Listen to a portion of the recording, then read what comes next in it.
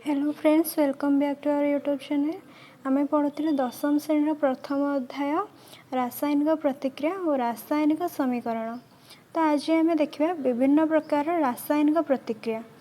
रासायनिक प्रतिक्रियार प्रथम प्रतिक्रिया हूँ संश्लेषण प्रतिक्रिया बा कॉम्बिनेशन रिएक्शन। कॉम्बिनेशन रिएक्शन कहले आम कौन बुझा ना किसी गोटे जिनस को किसी गोटे जिनस सहित मिसेवा को आम कॉम्बिनेशन बोली कही थाउ। तो कॉम्बिनेशन रिएक्शन कौन ना गोटे मौलिक सहित आउ गोटे मौलिक को रिएक्शन करने को आम कॉम्बिनेशन रिएक्शन बोली कहू। तो संश्लेषण एवं आम देखा संश्लेषण प्रतिक्रिया बा कॉम्बिनेशन रिएक्शन गोटे उदाहरण कैल्शियम ऑक्साइड किंबा कली चून, जोटा कि आम कली चून बोली कहू। कैल्शियम ऑक्साइड को आम कली चून बोली कहू। ताको एक बीकर माध्यम नवा, से बीकर माध्यम आम किसी जल ऐड करवा। तो आम कौन देखिए ना गोटे बीकर नवा, से बीकर आम कि कैल्शियम ऑक्साइड कली चून नवा, से कली चून आम कि जल ऐड करवा। तो एबे आम देखा कि से प्रचुर परिमाण में ताप निर्गत होची। ताप निर्गत होगा सहित से किसी फोटोका टाइप्र बाहर। तो कौन देखिले ना कैल्शियम ऑक्साइड जल सहित तीव्र प्रतिक्रिया करी प्रचुर परिमाण में ताप निर्गत है। ता संगे संगे आमर जो कली चूनटा नहीं से समित चून रे परिणत हो गला। तो आम लिखिपर कली चून को जल सहित मिसेले आमर समित चून मिलूँ। तो कली चून को आम जल सहित मिसेले आमको समित चून मिलूँ। तो या आम सिम्बलिकाली केमती लिखा ना कली चून को आम कह CaO, यह आमर सॉलिड स्टेट रे अच्छी। H2O हूँ आमर वाटर, ये लिक्विड स्टेट रे अच्छी। आ CaOH होल 2 हूँ आम समित चून, यह आमर आक्वस स्टेट रे अच्छी। तो ये आम देखा कली चून आम CaO आम कहले आपको कैल्शियम ऑक्साइड। कैल्शियम ऑक्साइड आमर H2O वाटर सहित रिएक्शन कला आम मिलला CaOH होल 2 समित चून जहाँ आम कहले कैल्शियम हाइड्रोक्साइड। तो कैल्शियम ऑक्साइड सहित वाटर रिएक्शन कले आमको मिलूँ कैल्शियम हाइड्रोक्साइड। तो ये देखा संश्लेषण प्रतिक्रिया। तो यही प्रतिक्रिया को आम कौन कहले, यही प्रतिक्रिया को आम कहले संश्लेषण प्रतिक्रिया। कली चून सहित वाटर मिसिला आमको समित चून मिलला। तो यही रिएक्शन को आम कहले संश्लेषण प्रतिक्रिया। तो ये आम देखिए संश्लेषण प्रतिक्रिया क्या कहुए ना जो रासायनिक प्रतिक्रिया रे दुई बा अधिक प्रतिकारक संयुक्त होई एकमात्र उत्पाद उत्पन्न हुए सही प्रतिक्रिया को संश्लेषण प्रतिक्रिया कहुए। तो आम ये कौन देखिले ना कली चून सहित वाटर मिसिला आमको मिलला समित चून। तो ये आमर कौन है ना दुई अधिक प्रतिकारक संयुक्त है आमको कौन गोटे उत्पाद एठी आमको मिलला। तो यह को आम कौन कहले संश्लेषण प्रतिक्रिया। तो तार ए तो ये आम संश्लेषण प्रतिक्रियार आउ कि उदाहरण देखा। उदाहरण देखा पूर्व आमको ये किसी जानापी। तो देखिए कौन देछि ना आम पूर्व एग्जाम्पल सीमित चून एक द्रवण पाई से सीमित चून द्रवण कांथरे आम व्यवहार करें। तो ताकू आम कैल्शियम हाइड्रोक्साइड बोली कही। कैल्शियम हाइड्रोक्साइड वायु थिबा कार्बन डाइऑक्साइड सहित धीरे धीरे प्रतिक्रिया करी कांथ उपरे कैल्शियम कार्बोनेट नामक एक पतला आस्तरण सृष्टि करे। तो आम चून लगेबार 2-3 दिन पर कांथरे कैल्शियम कार्बोनेट नामक एक पतला आस्तरण सृष्टि हुए। यह कांथ को धबल बा उज्ज्वलता प्रदान करे। तो आम चून लगेबार 2-3 दिन पर कैल्शियम कार्बोनेट नामक एक पतला आस्तरण सृष्टि हुए। यह किपर सृष्टि हुए ना कैल्शियम हाइड्रोक्साइड वायु थिबा कार्बन डाइऑक्साइड सहित मिसी आमर कैल्शियम कार्बोनेट नामक एक पतला आस्तरण सृष्टि हुए। तो मार्बल रासायनिक संकेत हूँ CaCO3। CaCO3 आमर कौन कैल्शियम कार्बोनेट। तो देखा ये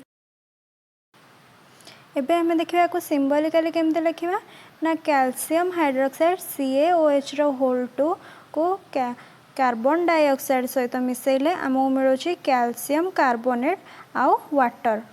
तो कैल्शियम हाइड्रोक्साइड आक्वस स्टेट रे अच्छी आउ कार्बन डाइऑक्साइड आमर गैस स्टेट रे अच्छी। कैल्शियम कार्बोनेट जहाँ आमको मिलला ताहा सॉलिड स्टेट रे अछि, वाटर आमर लिक्विड स्टेट रे अछि। तो ये देखा संश्लेषण प्रतिक्रिया आउ किछि उदाहरण। कोयलार दहन मध्य गोटे एक संश्लेषण प्रतिक्रिया।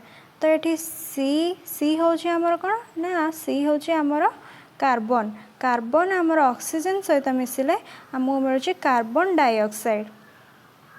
तो कार्बन आमर एटी सॉलिड स्टेट रे अछि, ऑक्सीजन आमर गैस स्टेट रे अछि, CO2 जोड़ा आमर कार्बन डाइऑक्साइड मिलला ता गैस स्टेट रे अछि। तो सेही बळे देखिबा वाटर भी मध्य आमर एक संश्लेषण प्रतिक्रिया। एथिरे हाइड्रोजन को आमे ऑक्सीजन सहित मिसेले आमको मिलुछि वाटर। तो ये देखिए 2H2 को O2 सहित मिसेले आमको मिलुछि 2H2O।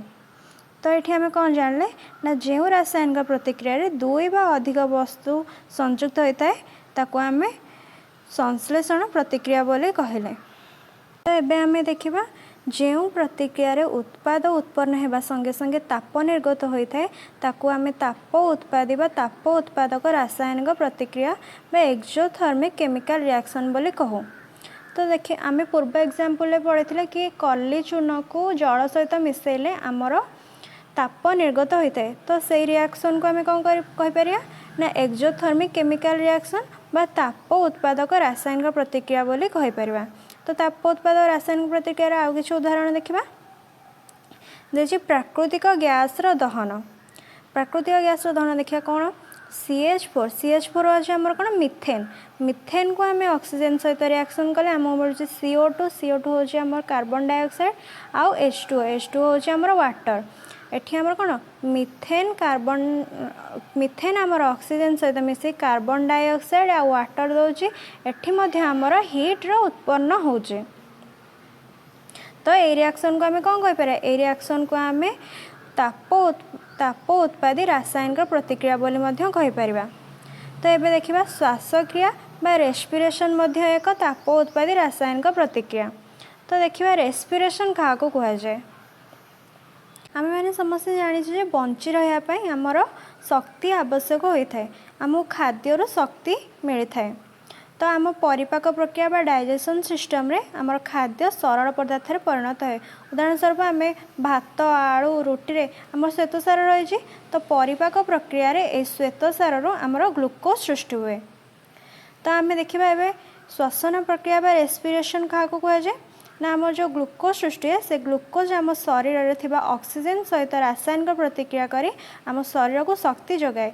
तो यही प्रक्रिया को आमे कौन कहू ना श्वसन प्रक्रिया बा रेस्पिरेशन बोली कहि थाउ। एबे देखिबा को सिंबलिकली केमते लिखिया आम ग्लूकोज को कहू आमे C6H12O6 या aqueous स्टेट रे अछि। तो एबे आमे ताको ऑक्सीजन सहित रिएक्शन करेबा तो हमको मिले कार्बन डाइऑक्साइड हमर वाटर आउ एनर्जी। एठी मध्ये हमको हीट मध्ये हमको उत्पन्न हबो। तो विघटन घटी खत कंपोस्ट रे परिणत हेबा मध्ये एक ताप उत्पादी प्रक्रिया अटे। तो ये आम देखिले कि जितेबाला आमर उद्भिदर द्रव्य विघटन घटी खतरे परिणत हेबा मध्ये एक ताप उत्पादी प्रक्रियार उदाहरण अटे। तो आज एतिकी पढ़िबा। आसंता काली आम पढ़िया विघटन प्रक्रिया रासायनिक प्रतिक्रियार आउ एक प्रक्रिया विघटन प्रक्रिया। तो आज एतिकी पढ़िया। आपण मानकर जदि किछि डाउट अछि ताहले आपण माने कमेंट सेक्शन रे मते पचारि पारिबे एवं आम चैनल को सब्सक्राइब कर नियंतु। ता पाखे थिबा बेल आइकन बटन को क्लिक कर नियंतु जा द्वारा कि आमे आगु को जहाँ वीडियो पोस्ट करबो ता आपण पाखु सहज रे आसी।